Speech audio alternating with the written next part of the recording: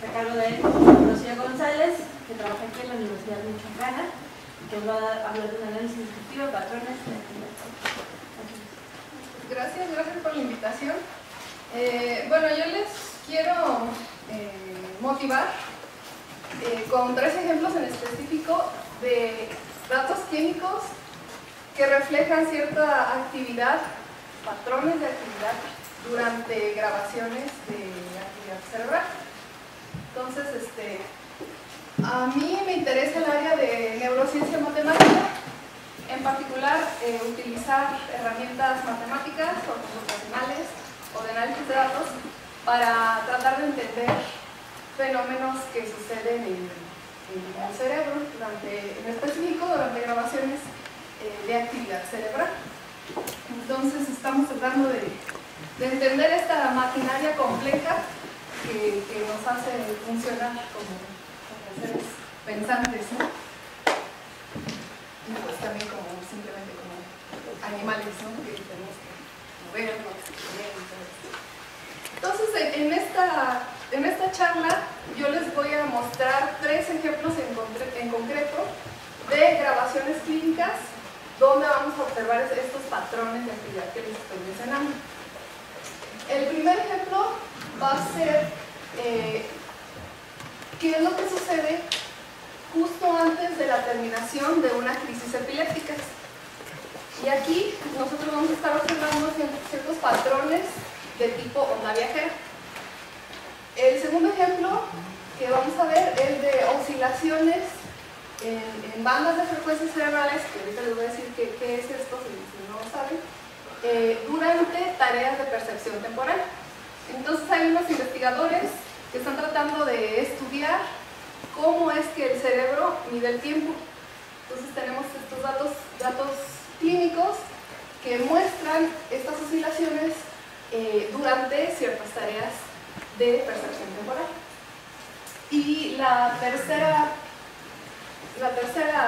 parte, o el tercer ejemplo, estamos tratando de utilizar herramientas de topología algebraica para tratar de describir si existe una estructura, ya sea geométrica o aleatoria, en matrices de correlación neuronal durante tareas de percepción temporal. ¿Qué es esto? Pues tenemos experimentos en monos donde les ponen a hacer ciertas tareas para que midan el tiempo de alguna manera. Después uno saca matrices de correlación neuronal, entre las neuronas, cómo se están comunicando entre ellas, digamos, o sea, qué tan acopladas están. Y uno obtiene estas matrices de correlación neuronal. Entonces, utilizando algo que se llama topología de clique, uno intenta extraer estructuras de esta matriz para determinar el tipo de pues, relación, digamos, entre las neuronas durante estas tareas de percepción temporal. Entonces, estos son los 3 ejemplos en concretos que les voy a hablar. Les voy a hablar más desde el punto de vista de datos clínicos, de motivación para, como futuro, desarrollar modelos que describan lo que uno está observando. Entonces, por eso el título de la charla es Análisis descriptivo de patrones de actividad. Entonces, vamos a recordar ciertos conceptos básicos en neurociencia.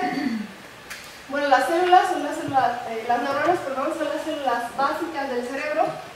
Hay aproximadamente 6.000 billones de ellas, que se supone que es más que el número de estrellas en el universo. Entonces es una cantidad masiva de células que tenemos en nuestro cerebro. Se dividen de manera muy general en excitatorias e inhibitorias, dependiendo del efecto que una neurona tenga con la neurona que se está comunicando. Entonces aquí, dependiendo del efecto de J en I, sería J excitatoria o inhibitoria. Y vamos a decir de manera muy informal que se comunican las neuronas a través de sinapsis. Este tipo de sinapsis podrían ser químicas o eléctricas, pero simplemente vamos a decir que se está dando comunicación entre ellas sinápticamente. Y bueno, cada neurona tendría de 10.000 a 100.000 interacciones con otras neuronas. Entonces aquí nada más estamos representando 2 neuronas y hay cierta comunicación entre ellas. Entonces, lo que queremos es tratar de cuantificar la actividad de una neurona. Entonces, aquí tenemos una neurona, tenemos el cuerpo de la neurona, tenemos esta estructura que viene de su cuerpo, que es el axón, y en el axón pues, hay ciertos procesos que hacen que se comuniquen con otros neuronas. En la parte superior tenemos las dendritas, que sería algo como equivalente a las ramas del árbol, pues el cuerpo de la neurona sería como el tronco del árbol, y el axón sería como la raíz. Entonces lo que uno hace es colocar electrodos y medir lo que sería el potencial. Y lo que observa es el desarrollo de potenciales de acción, que son cambios muy abruptos de voltaje que vuelven a cierto potencial de reposo de alrededor de menos 70 milivolts, que es un estado estable de la neurona, o de reposo más bien. Entonces lo que uno tendría que estar estudiando en términos de neuronas individuales sería la distribución de estos potenciales de acción. Bueno, en términos de modelación, pues hay muchas opciones, ¿no? Uno puede hacer modelos de ecuaciones diferenciales ordinarias, de ecuaciones diferenciales parciales, está el modelo de Hodgson-Tuxtell, que es de los más aceptados en neurociencia y matemática, que está desarrollado en base de una neurona con axón largo de calamar, y una simplificación que es el modelo de Nagumo. Hay modelos de poblaciones como de Wilson-Cohen, modelos de campo medio, y hay muchísimos tipos de modelos, ¿no? Estadísticos, probabilísticos. Entonces hay muchas opciones en términos de trabajo riguroso, formal, en modelos en neurociencia matemática. Bueno, entonces el primer ejemplo que les quiero mostrar es la existencia de patrones de actividad de tipo onda viajera justo antes de que termine una crisis epiléptica. Estos datos son del laboratorio de Sidney Cash de Massachusetts General Hospital. Entonces, así como podemos grabar el voltaje, digamos, que tenemos en la neurona, también podemos hacer grabaciones de qué es lo que sucede con poblaciones neuronales. Y hay distintos tipos de grabaciones que capturan este comportamiento. Uno de ellos es el potencial de campo local, o LFP. Hay algunos neurocientíficos que realmente les agrada la información que les está dando el LFP, y hay otros que no les gusta, no, como que no es claro lo que está diciendo, lo que está midiendo el LFP. Se cree que lo que está midiendo el potencial de campo local es la actividad sináptica cooperativa. Entonces lo que uno está observando es cómo se están comunicando las neuronas. Eso es lo que se cree en consenso. En este tipo de grabaciones en particular tenemos un arreglo de microelectrodos de 4 milímetros por 4 milímetros, son 10 por 10 electrodos, es una antena muy chiquita, y la señal es filtrada en una frecuencia de interés, porque se cree que la actividad que se encuentra en esta frecuencia puede dar información sobre lo que está sucediendo. Entonces, por lo general no pongo yo la siguiente imagen porque me da como cosa, pero dado que estamos en el curso de biología matemática, les voy a mostrar una imagen de lo que sería este tipo de arreglo para tomar esta grabación del potencial de campo local. Les advierto que está asquerosa, entonces si les da asco la sangre y todo eso, mejor volteen hacia otro lado, como yo lo voy a hacer. Entonces ahí está el arreglo bueno, ahí la están viendo, quieren verlo, de electrodos, y ahí está un pedazo de cerebro. Ya. Entonces este tipo de grabación es una grabación in vivo, o sea, eso le está sucediendo a una persona, por lo cual es muy difícil acceder a ese tipo de datos, dado que no todo el mundo está dispuesto a dejar que le abran su cabeza y le pongan arreglos de electrodos. Entonces, por eso es tan importante, ya que se tienen estos datos, pues tratar de describirlo lo más que pueda, lo más que se pueda, y si es posible, modelar lo que uno está observando. Entonces, en vez de mostrarles la imagen asquerosa de hace un momento, les muestro aquí cómo es que uno observa esa información. Entonces, aquí tenemos los arreglos de 10 por 10 electrodos y, bueno, ahí después de haber sido filtrados, son como estandarizados, y lo que uno puede pensar es que la actividad roja que está aquí es como alta actividad.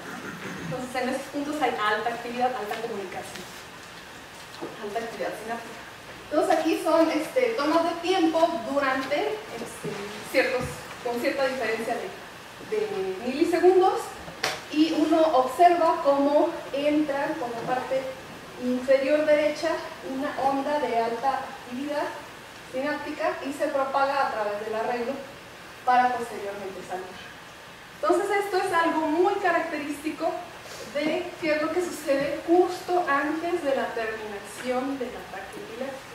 Entonces, si uno observa las grabaciones, uno ve todo tipo de ondas con diferentes velocidades que se mueven en diferentes direcciones, y es característico, de nuevo lo repito, dados importantes, de justo antes de que termine la crisis epiléptica.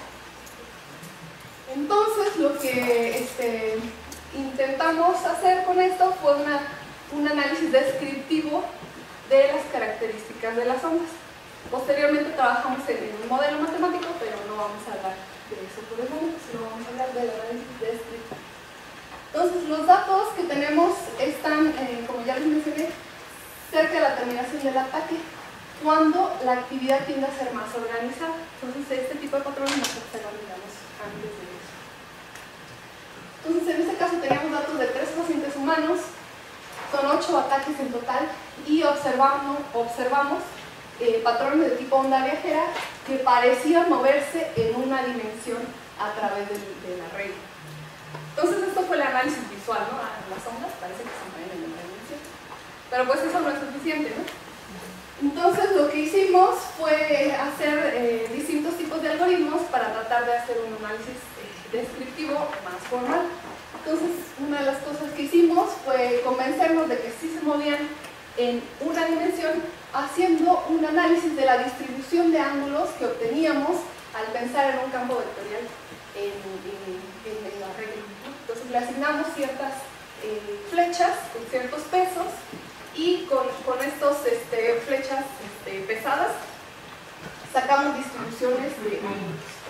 Y al observar las distribuciones de ángulos, vimos que eran aproximadamente bimodales, lo cual nos indicaba que había una flecha que indicaba de dónde iba surgiendo la onda, pasaba la onda, y después había otra flecha que nos indicaba 180 grados de diferencia, que nos indicaba por dónde iba saliendo la onda.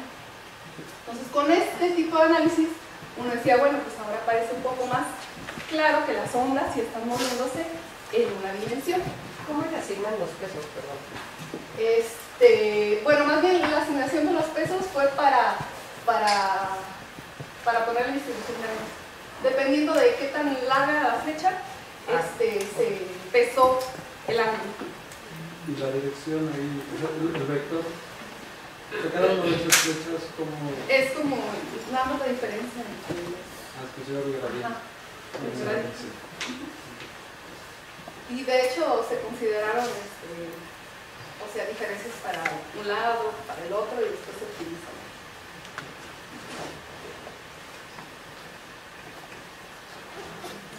Entonces, una vez que teníamos esta referencia un poco más formal de que las ondas se estaban moviendo en una dimensión, pues lo que quisimos hacer fue simplificar el análisis, y en vez de hacer un análisis en 2 dimensiones, intentamos reducirlo a una dimensión, tomando como base que cada onda tenía una dirección característica donde se estaba moviendo.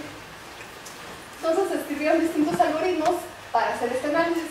Se escribió un algoritmo para determinar o estimar el intervalo de tiempo para la propagación de cada onda, haciendo un análisis de la distribución de ángulos del campo vectorial asignado. se determinó o se estimó la dirección de propagación de cada onda.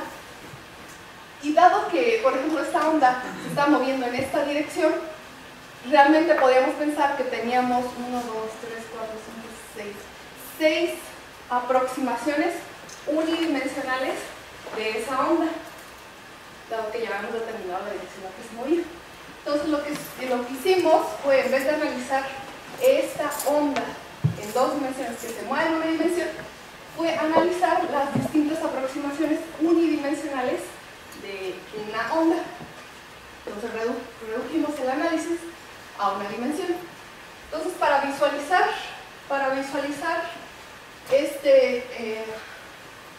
esta onda moviéndose simplemente en una dimensión, lo que hicimos fue considerar todos los electrodos que formaban parte de ese camino, se movía con una dirección, y los posicionamos en el eje Y. Entonces aquí está el electrodo 1, 2 y así, ¿no?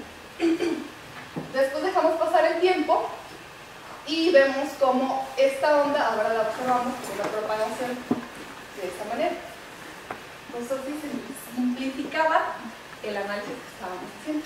Entonces aquí fue donde hicimos un análisis más detallado de lo que sería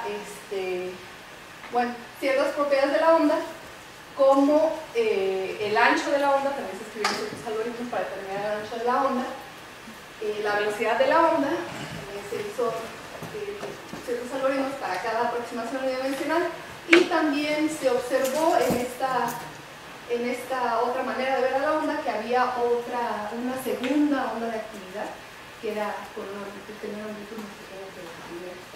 Esto fue de importancia, sobre todo para el modelo matemático que se estableció.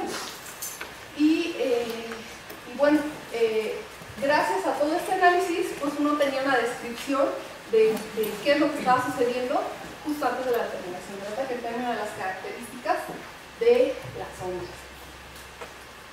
Entonces, para cada onda se estimó la velocidad, el ancho, el tiempo de reverberación, que vamos a decir que fue el tiempo entre la primera onda mayor y la segunda onda que vimos. Y se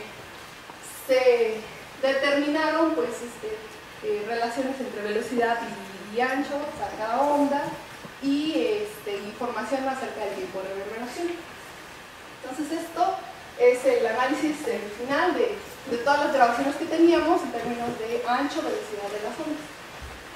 Entonces, aquí, si pueden observar, en este caso, en el paciente 3, se ve una distribución muy diferente a los otros pacientes. Entonces, eso lo justificamos debido a que nuestro arreglo de electrodos para el paciente 3 tenía problemas en la parte inferior del arreglo. O sea, algo había pasado con los electrodos que no están grabando bien la parte inferior. Entonces tuvimos que restringirnos en solamente ciertos intervalos de ángulos para determinar las propiedades de las ondas. Entonces esa fue un tipo de justificación, pero dada la importancia de los datos, como les comenté que no es muy sencillo obtener este tipo de datos, son muy valiosos, pues decidió tomarse en cuenta también este análisis. Bueno, entonces esa es la motivación. Nosotros estamos observando patrones de actividad durante la terminación del ataque epiléptico, patrones de tipo onda viajera.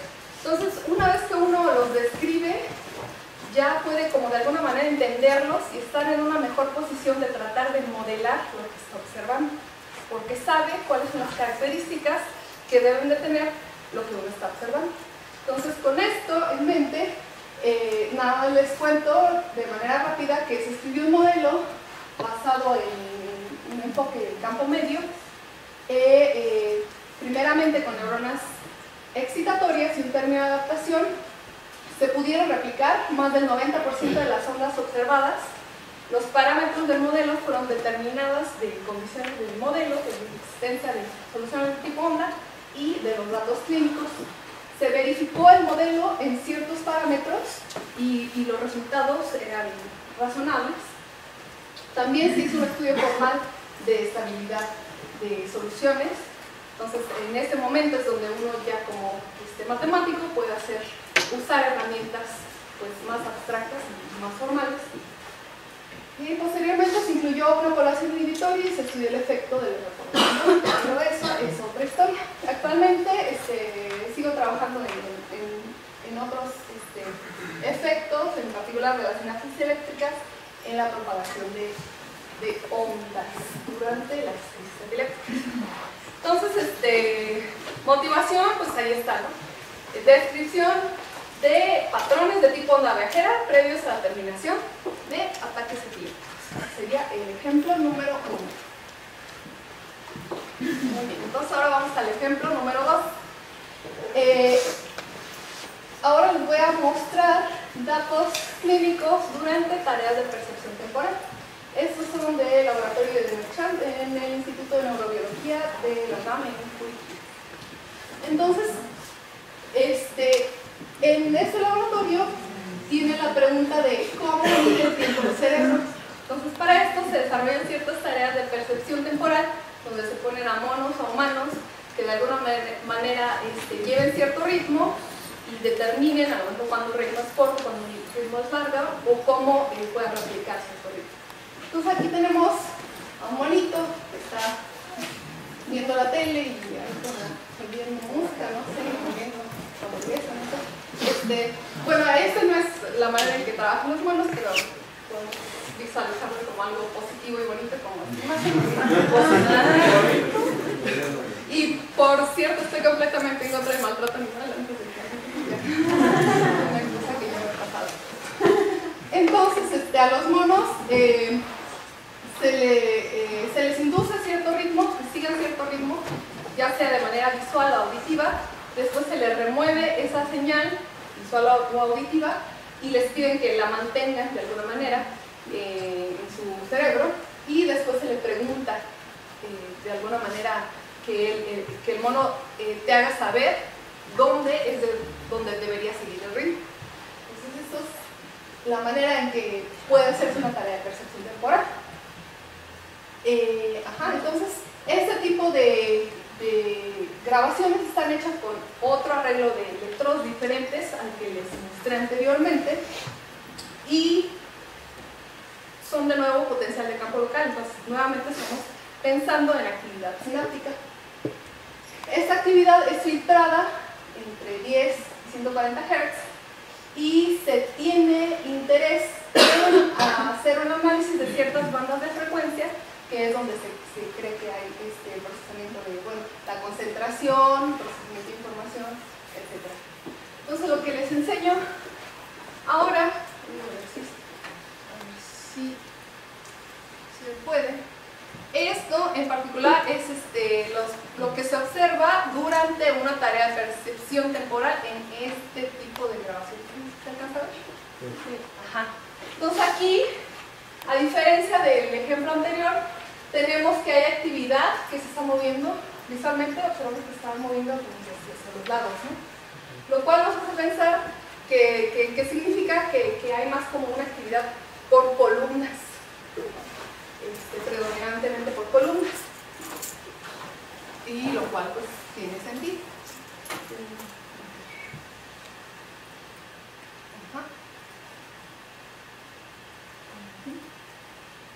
Entonces, bueno, se hizo un análisis similar al anterior que hicimos en las grabaciones anteriores. Se le asignaron ciertas flechas, herramientas de dirección. Se hizo un análisis de la distribución de los ángulos y se obtuvo que, aquí uno, que predominantemente tenemos dirección en 0 y en 180 grados, o sea que los patrones se están dando de un lado a otro. Entonces, aquí es un ejemplo también de la manera en que uno puede pues tal vez sentirse más cómodo de pensar en esta organización columnar. ¿Cuál es la diferencia? En realidad lo hice, las grabaciones son en los dos hemisferios, les mostré nada más en uno, pero este análisis es en los dos hemisferios. Entonces, lo que posteriormente uno puede hacer, dado que ya sabe que los patrones nada más están moviéndose, digamos, de derecha a izquierda, y la organización es columnar, de nuevo se puede pensar en una aproximación unidimensional, o sea, se toma un corte nada más de todos esos electrodos, y ahí se puede analizar lo que serían las bandas de frecuencia y cómo cambian a través del tiempo durante las tareas de percepción temporal. Entonces lo que uno observa, pero esta es la distancia, o sea, el corte que uno le está haciendo a las grabaciones, y aquí tenemos la frecuencia de la grabación. Lo que uno está observando es cómo la frecuencia en cada punto espacial va cambiando a través del tiempo, a través de la tarea de percepción temporal. Entonces esto es algo que se tiene interés de cuantificar, estas oscilaciones, ya que, como les dije, estas oscilaciones implican el procesamiento de información, la memoria, y eso es información que es de interés para los neurobiólogos y neurocientíficos. A ver.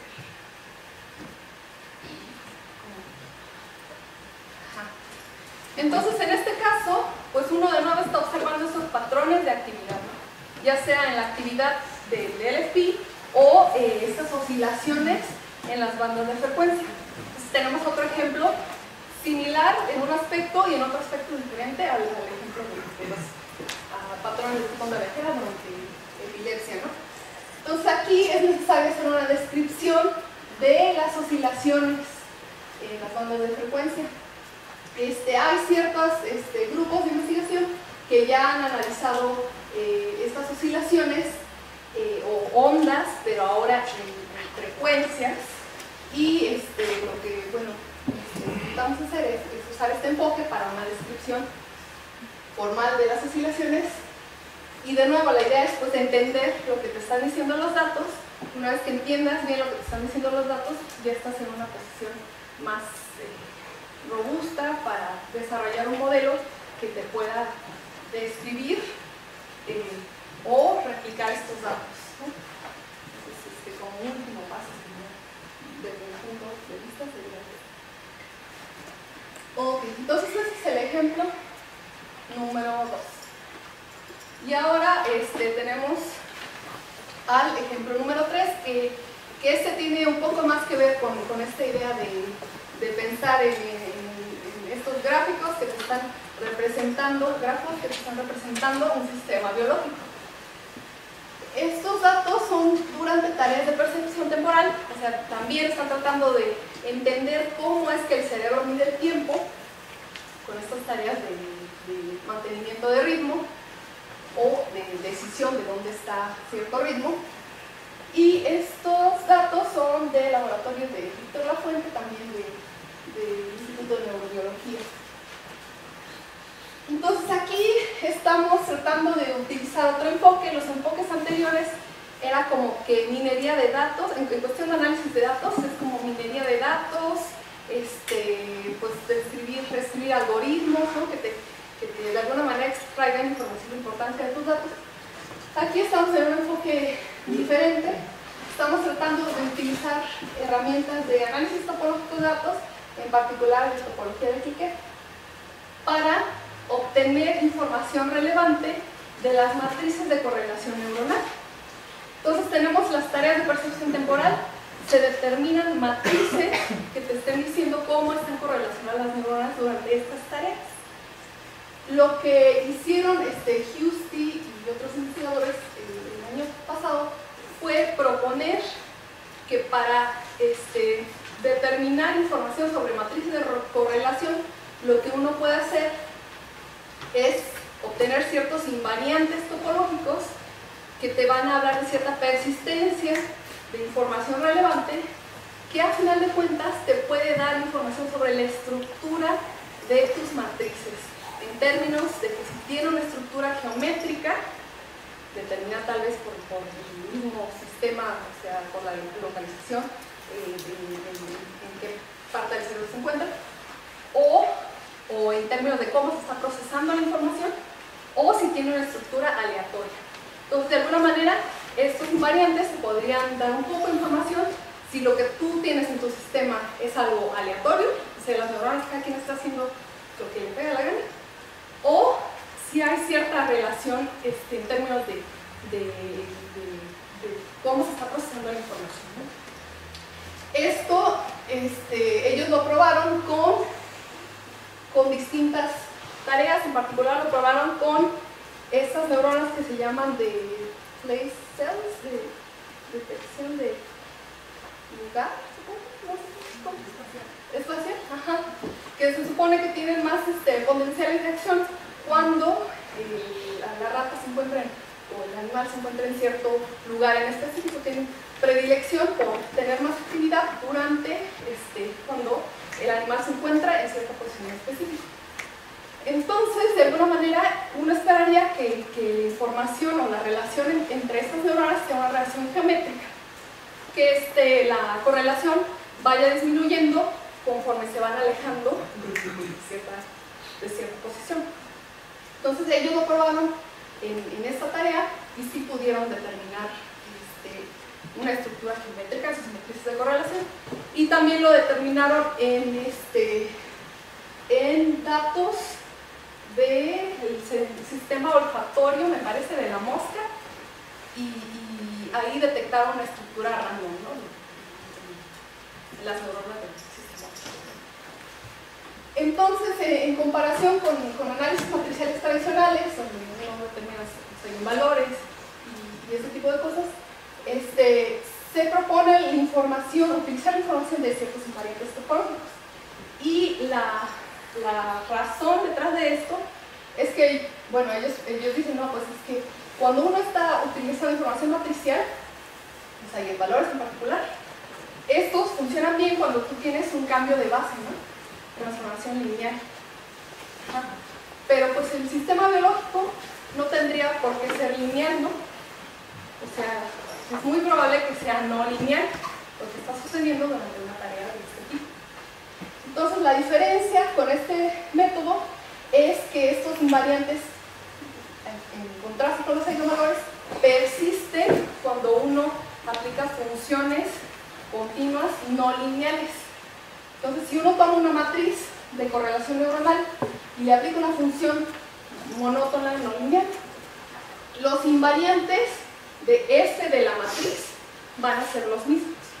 Entonces, de alguna manera, uno va a tener estas estructuras que van a ser un poco más robustas a la no linealidad del sistema, ¿no?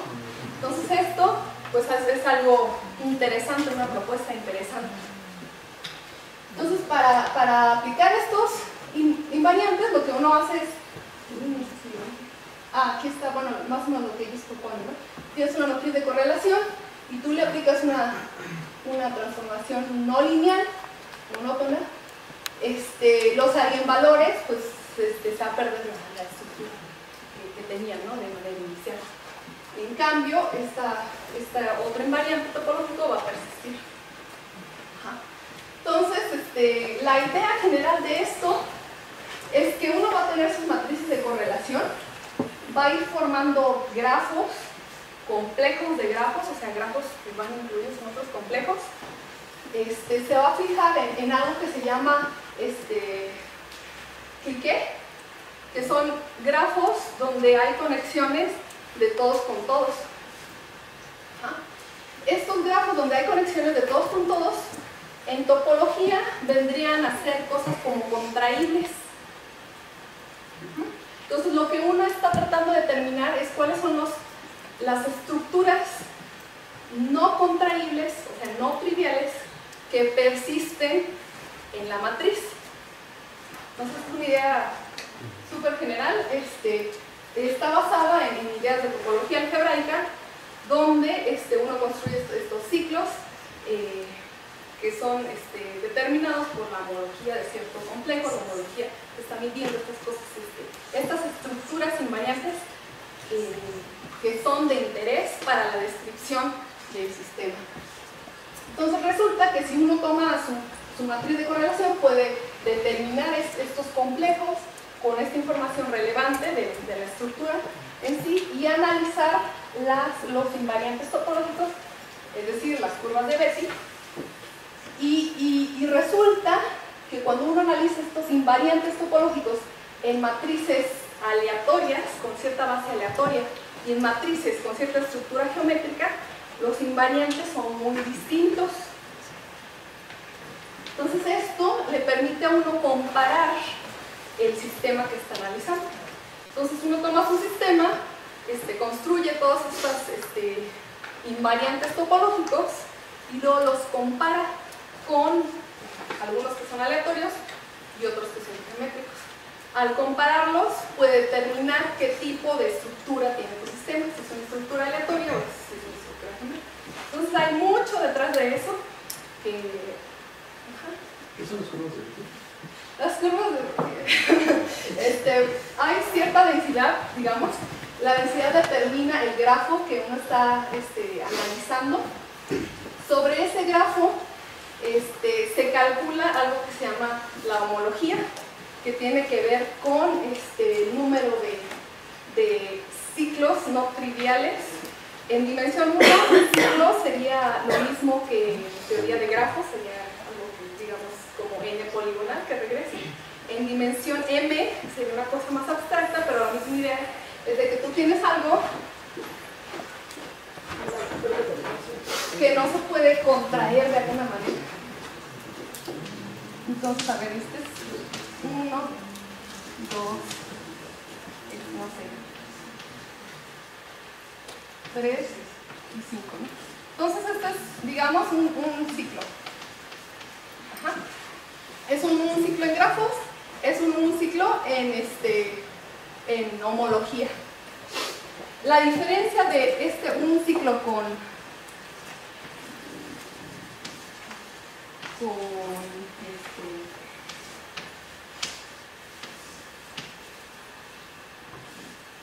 con este pique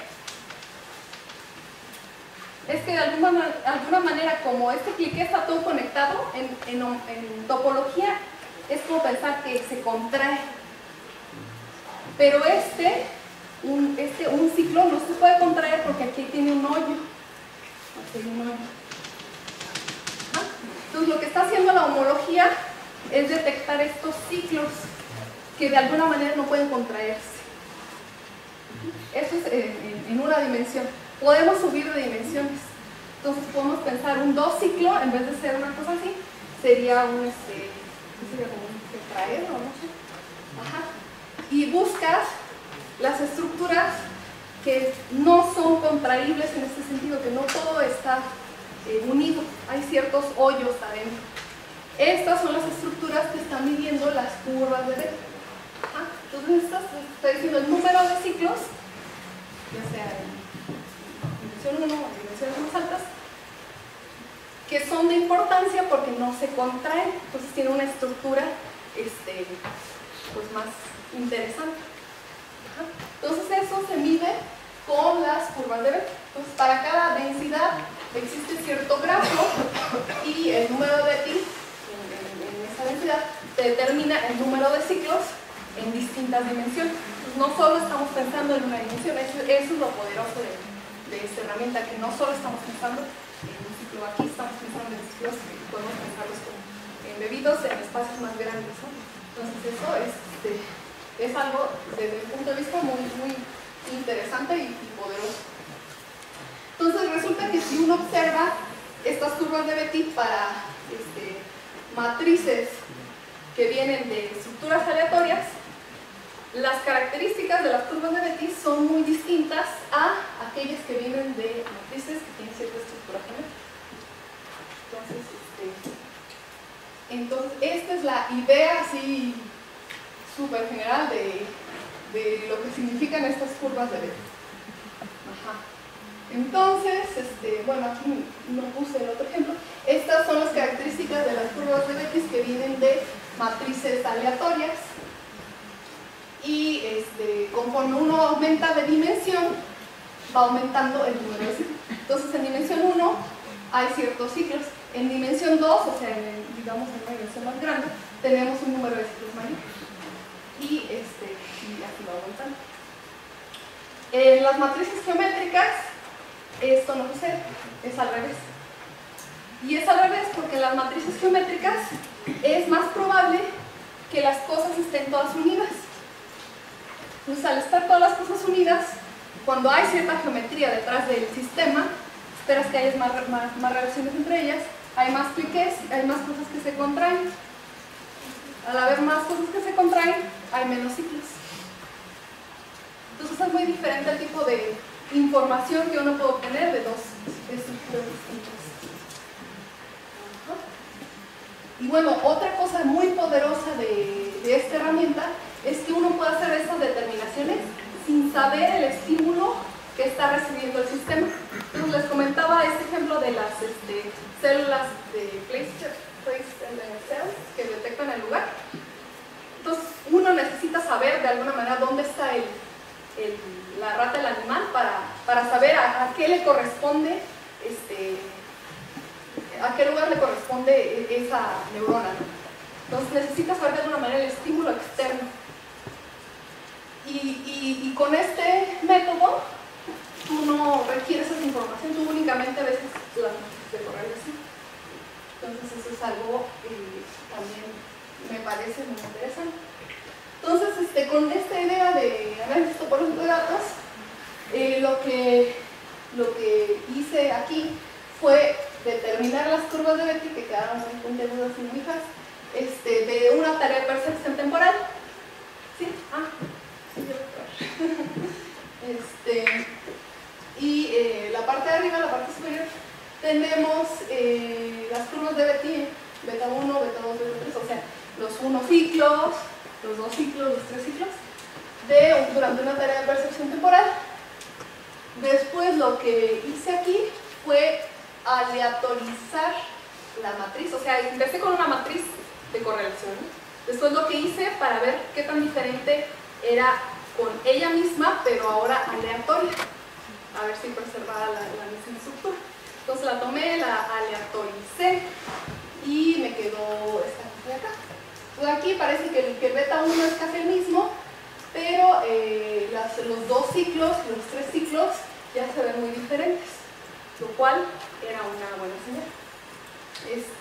Aquí, nada más tenemos estos dos. Aquí estos análisis los hice con matrices de 18 por 18.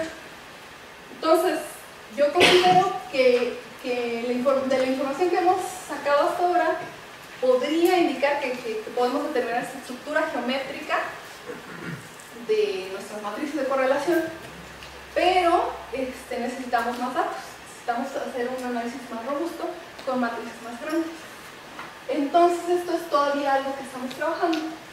Parece, la investigación parece que sí podemos determinar esta estructura geométrica donde existe la percepción temporal con este método, pero aún es algo que tenemos que resolver, ¿no?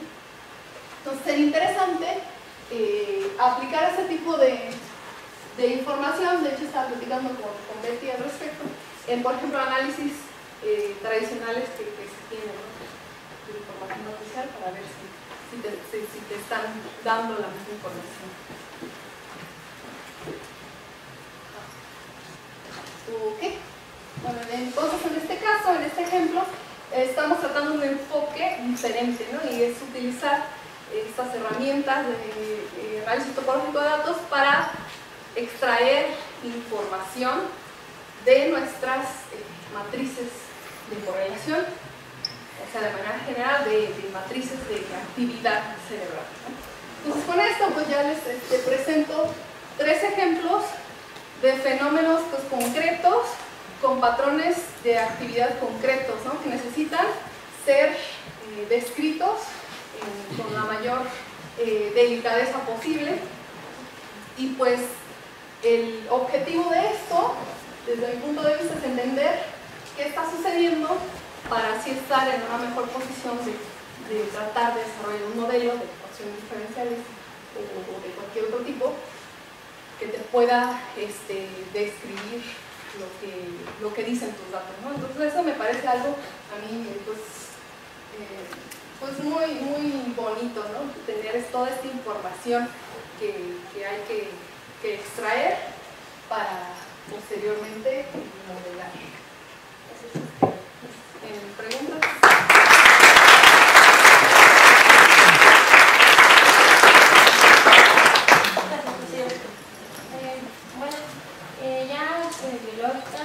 Fisiológicamente, ¿en qué está relacionada la actividad neuronal en los patrones de representación temporal, sea geométrica o aleatoria? ¿Qué podría estar significando?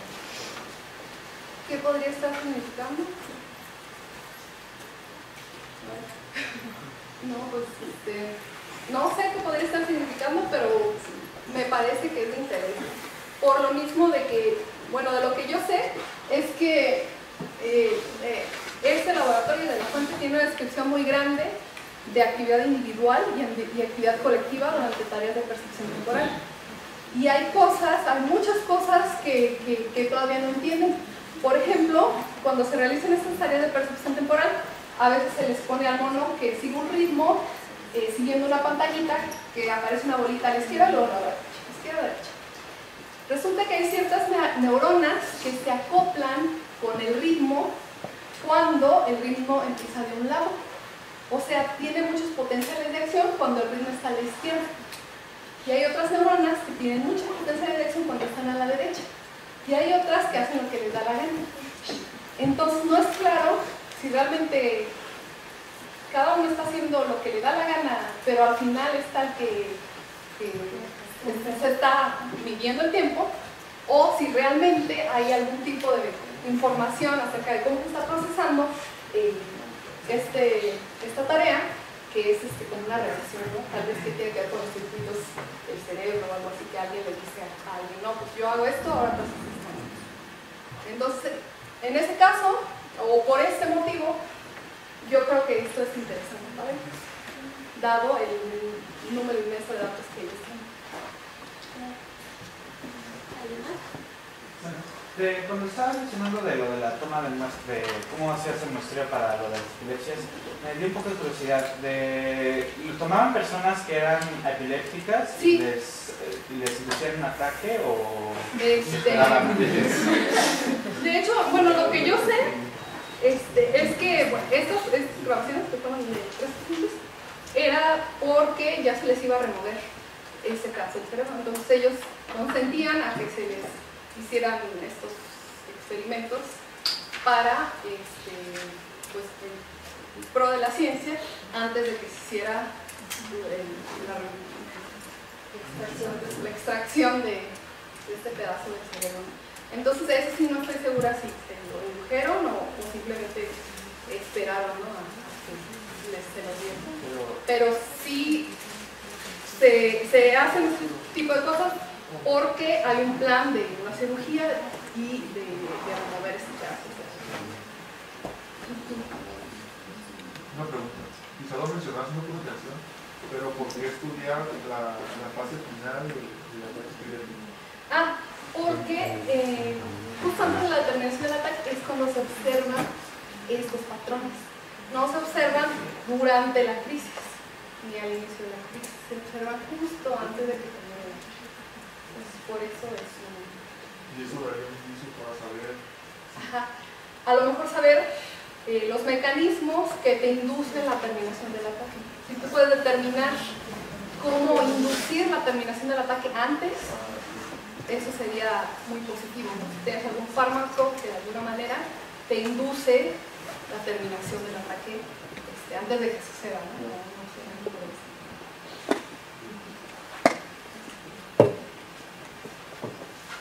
En un icono concluye que es una onda viajera a partir de la distribución de viajeros.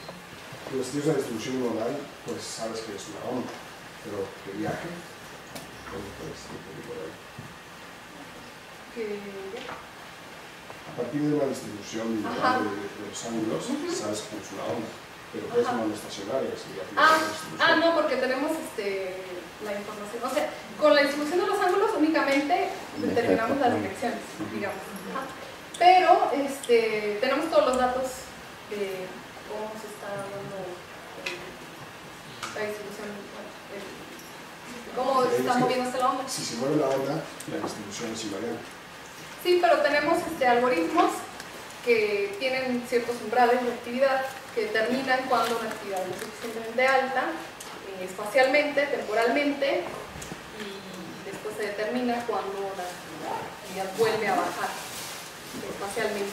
Entonces, o sea, no fue el único algoritmo que se escribió muchos algoritmos para determinar las propiedades, en este caso, de la onda. No sé, si la onda no se moviera, no podríamos detectar el ancho de la onda ni la velocidad de la onda con los algoritmos que nosotros tenemos, aparte del análisis visual. Ajá. Pero sí hay bastantes algoritmos detrás de eso, en términos de análisis de datos. Bueno.